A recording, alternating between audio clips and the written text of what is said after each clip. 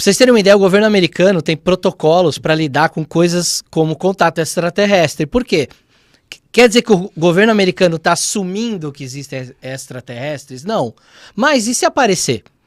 Você não pode ser pego de surpresa. Você tem que ter um protocolo de ação. Tem até para apocalipse zumbi, Tem, né? Eles pediram pro filho do Mel Brooks, inclusive, escrever sobre o apocalipse zumbi. Como que seria um apocalipse zumbi? Como é que a gente reagiria? Então eles têm uma série de coisas preparadas para um super vírus que poderia acabar com a raça humana. Como é que seria? Então, assim, essa é uma possibilidade, né? O universo é gigante. A gente imagina que pode ser que exista vida no universo. O quanto o imaginário humano ele muda com o tempo. De que o Spielberg, quando criou o ET, o extraterrestre, ele se baseou numa história real.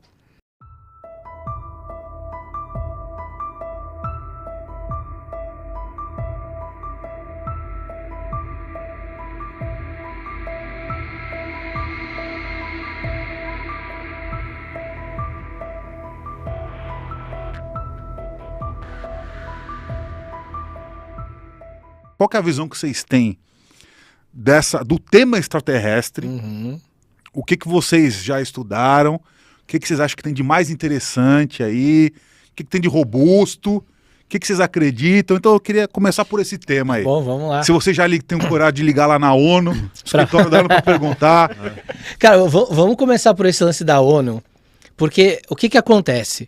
A ONU, ela tem que se preparar para coisas que são possíveis. Pra vocês terem uma ideia, o governo americano tem protocolos para lidar com coisas como contato extraterrestre. Por quê? Quer dizer que o governo americano está assumindo que existem extraterrestres? Não. Mas e se aparecer? Você não pode ser pego de surpresa. Você tem que ter um protocolo de ação. Tem até para apocalipse zumbi, Tem, né? Eles pediram pro filho do Mel Brooks, inclusive, escrever sobre o apocalipse zumbi. Como que seria um apocalipse zumbi? Como é que a gente reagiria? Então eles têm uma série de coisas preparadas para um super vírus que poderia acabar com a raça humana. Como é que seria? Então, assim, estar preparado não é assumir a existência. Então o fato do reverendo ter falado, olha, a ONU tem um protocolo para esperar, não deve ser uma mentira.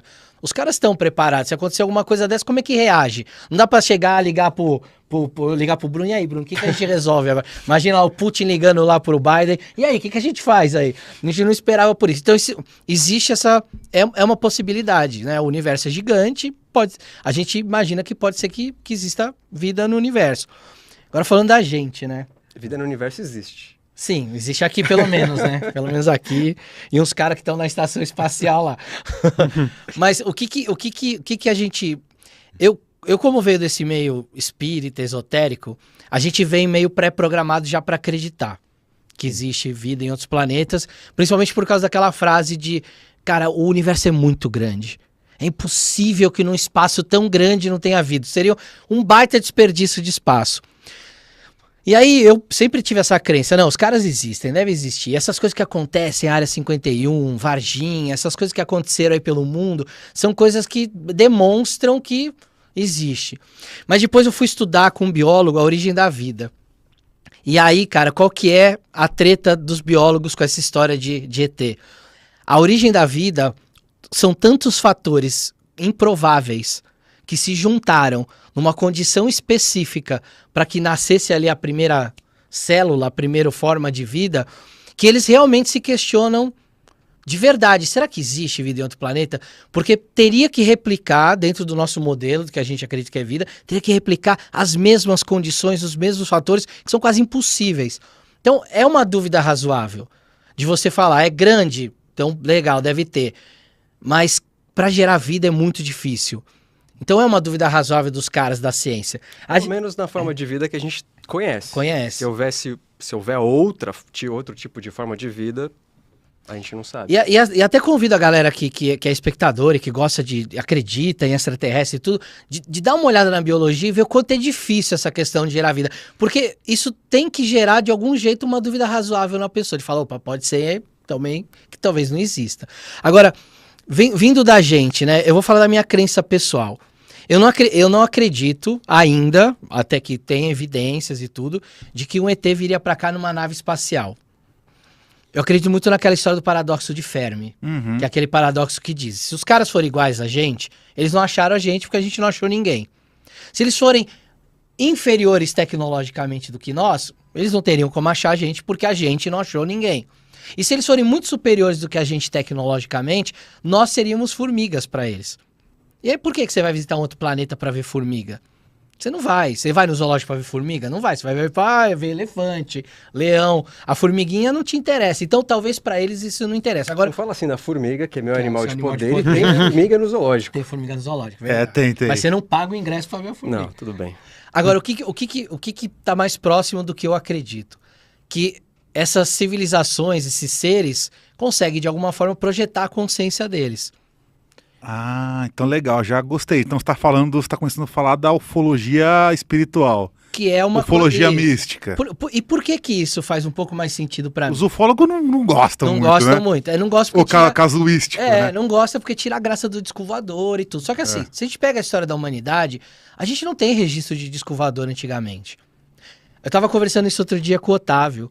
O quanto o imaginário humano ele muda com o tempo. Mas a gente só tem registro de pessoas falando que estão vendo disco voador a partir do momento que se inventou o foguete, ali na década de 40. Antes disso não tem. Ninguém fala, eu vi um disco voador no ano XYZ. A gente não tem relato falando de disco voador. Então isso é uma coisa que vem depois.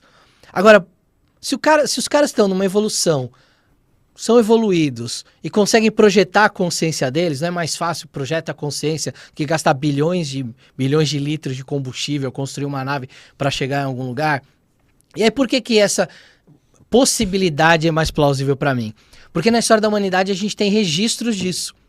A gente tem o xamanismo, a gente tem animismo, a gente tem manifestações espirituais de entidades que incorporaram em pessoas e que trouxeram, por exemplo, conhecimentos que não eram conhecidos daquela época. Não só em termos cronológicos, como em lugares diferentes. Isso. Aí você tem no Japão acontecendo um negócio, o Kojiki, né, o livro sagrado lá sendo escrito também por uma incorporação. A gente tem na Mesopotâmia, os Sumérios e tal. Isso não é um lugar específico. Isso é uma constante da humanidade. Eu fiz uma pesquisa histórica para criar um curso que a gente tem no canal que chama História da Magia.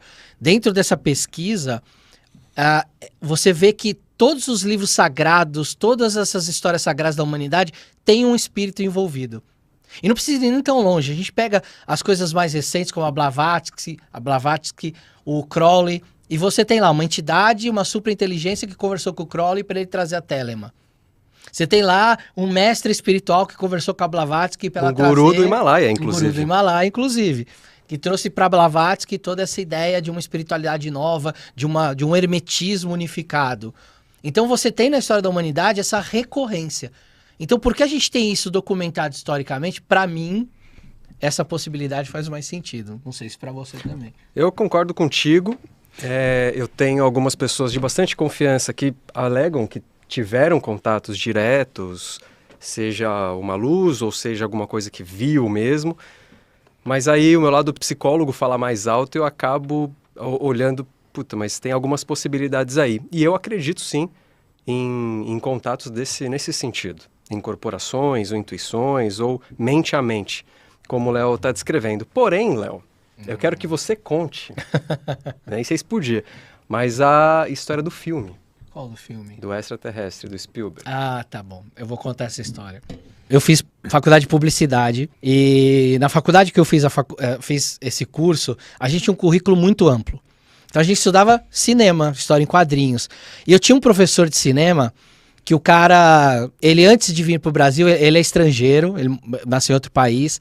E antes de vir para cá e dar aula, ele trabalhou em Hollywood muito tempo. E ele trabalhava como consultor de semiótica, né, de simbologia, essas coisas para alguns filmes. Eu não sei se é verdade ou não, né, mas ele contou em sala de aula isso pra gente, e eu vi outras pessoas contando uma história muito parecida, de que o Spielberg, quando criou o ET, o extraterrestre, ele se baseou numa história real. Ele conversou com pessoas que passaram por aquilo, conversou com ex-militares que tinham passado por aquela história, e que aquela história seria real. Que teria mesmo uma entidade biológica manifesta. Aí a gente não está falando de uma transferência de consciência. Está falando realmente de uma entidade biológica que se manifestou e que ela chegou para crianças. E que aquela história do filme é muito parecida com o que aconteceu de verdade. Foram as crianças que receberam, elas não entendiam direito o que era aquilo, a gente tá falando de década de 70, o filme vem depois ali, eu não sei se acho que é em 80, 79. né? E aquilo teria acontecido ali no fim da década de 60, até meados da década de 70, e aí o filme seria um produto disso. As crianças não sabiam que era um ET, porque ninguém falava de ET tão abertamente, né? Não tinha internet, não tinha ainda essa história. E aí o Spielberg pegou essa história do que ele ouviu, foi entrevistando várias pessoas, montou ali um roteiro em cima daquilo, e o filme, teoricamente, é baseado em fatos reais. E, cara, esse cara era muito sério, assim. Era um cara que trabalhou na produção do Matrix, por exemplo, sabe? Como consultor. Então, era um cara que tinha um currículo que você olhava e falava, pô, esse cara é um cara sério dentro do cinema. Se aquilo é uma pira dele ou não, se ele tava querendo impressionar os alunos, a gente não sabe. Mas várias vezes chegava pra ele e falava, mano, aquela história é de verdade? Ele falou, não, cara, é de verdade. Se é de verdade ou não, eu não sei. Mas a história dentro do filme é que o roteiro era baseado numa história real. E aí a história do ET, teoricamente, era uma história real. O ET, eu acho que é a divisão entre conhecer e não os extraterrestres foi o Spielberg. Falando pro grande público, não para um ufólogo. Sim. E tem muita gente que eu bati o olho no chat meio de leve, falando que já falavam de nave antes dos foguetes. Mas muita gente falando Não, isso. mas peraí, tinha de nave, você tem lá a tal das Vimanas, Isso. que eram Sim. as carruagens lá dos Isso. céus e tal. Isso é legal. Tem as pinturas rupestres, então eu tenho aquelas pinturas com o pessoal com os bichos com olho grande, não é? As Vimanas falavam no livro sagrado. Não, lá, mas você tem pinturas rupestres que em são cavernas. Antiguíssimas. Em caverna que tem lá, que você olha lá, é um humanoide com olhos grandões, Uhum. aquele rosto alongado, o típico Grey. Mas não tem a nave. O que ele falou foi a Acho nave. que não, tá, tudo bem. E isso, ó, pra gente falar do imaginário, vamos supor que um grego visse uma nave espacial. Vamos supor isso. Como é que ele traduz isso?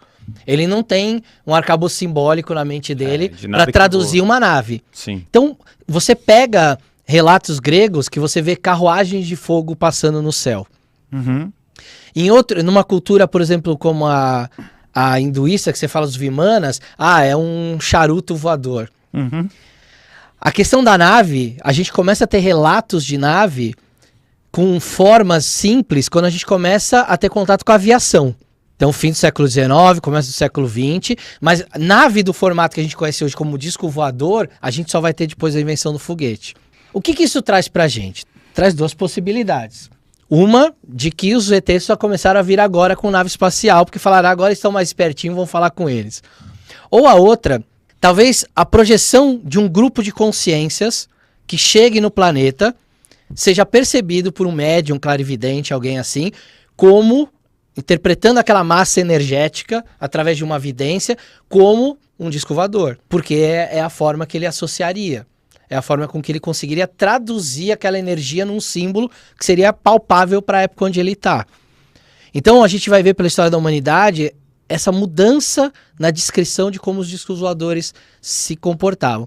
Essas pinturas rupestres, tem vários trabalhos acadêmicos que já mostram que a galera que fazia as pinturas rupestres estava chapada de cogumelo. E aí, o cara colocava ali na pintura o que ele estava enxergando. Calma. Como é? Como que sabem que os caras estavam chapados de cogumelo? Porque você tem vestígios, Ah. você tem uma arqueologia toda baseada em fezes, Eu sei. que é uma arqueologia. E eles acharam indícios desses cogumelos. A gente tem indícios já comprovados de que a humanidade evoluiu por causa da fermentação de frutas, porque ficava meio alcoolizado e aquilo fazia com que criasse uma coragem maior. A gente já tem comprovação que os nossos antepassados se valiam de cogumelos alucinógenos para atingir estados alterados de consciência. E a gente nem precisa ir tão longe. Vamos supor que eles não usassem cogumelos. A criação mental, ela baseada na natureza, baseada em qualquer coisa que a gente conhece, ela é muito plástica. Então, alguém até pode ter tido acesso numa época mais antiga, como da arte rupestre, e ter visto um cara desse. Não necessariamente físico. O cara foi e colocou. Ou o cara à distância viu um animal qualquer e colocou também ali, porque foi o que ele enxergou, o que ele viu. Então, tomara que ele tenha tido contato com extraterrestre. Sim. Mas, aparentemente, não foi exatamente isso que aconteceu. Ou até o cara era um médium de vidência, e ele viu uma entidade ali que estava incorporando no xamã da tribo dele, e ele olhou para aquela entidade não tinha forma humana, tinha a forma de um Grey, por exemplo. E aí ele falou, opa, deixa eu pintar esse cara estranho que eu vi aqui. Existe essa possibilidade, existe.